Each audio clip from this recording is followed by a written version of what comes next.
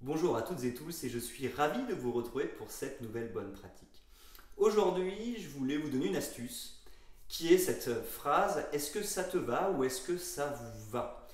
Cette phrase, elle doit être utilisée à chaque fois qu'on passe des consignes à une équipe ou que finalement l'équipe s'est mise d'accord sur des actions à mener et on leur dit: est-ce que ça te va ou est-ce que ça vous va?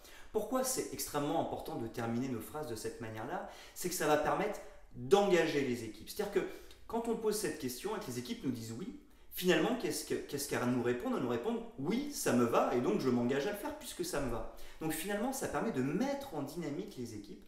Et puis si les équipes où un individu nous répond non, ça permet tout de suite de savoir: ah non, il y a un problème. Au lieu de laisser partir l'individu alors qu'il y a un problème, tout de suite on est informé du problème et là on peut travailler sur le problème en échangeant avec l'individu ou avec les équipes pour que quand on leur reposera la question: est-ce que ça te va ou est-ce que ça vous va, elles nous répondent oui. Et là, c'est jackpot parce qu'on sait que effectivement ce qui a été décidé, ça leur convient. Et comme en plus de ça, elles nous ont répondu oui, elles se sont engagées. C'est complètement différent d'avoir décidé individuellement ou collectivement de mettre en place des actions et de ne rien demander.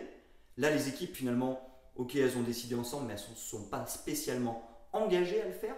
Alors que quand on demande aux gens: est-ce que ça te va ou est-ce que ça vous va, et que les gens nous répondent oui, là, on les a amenés à s'engager. Ah, j'ai dit oui, et quand on dit oui, forcément, on est beaucoup plus engagé à faire les choses. Et encore une fois, si les équipes nous disent non, ça permet tout de suite de déverrouiller le point de blocage. Alors ça peut prendre du temps, mais en tous les cas, on sait qu'il y a un point de blocage, et du coup, on peut le déverrouiller tout de suite parce qu'on est informé tout de suite.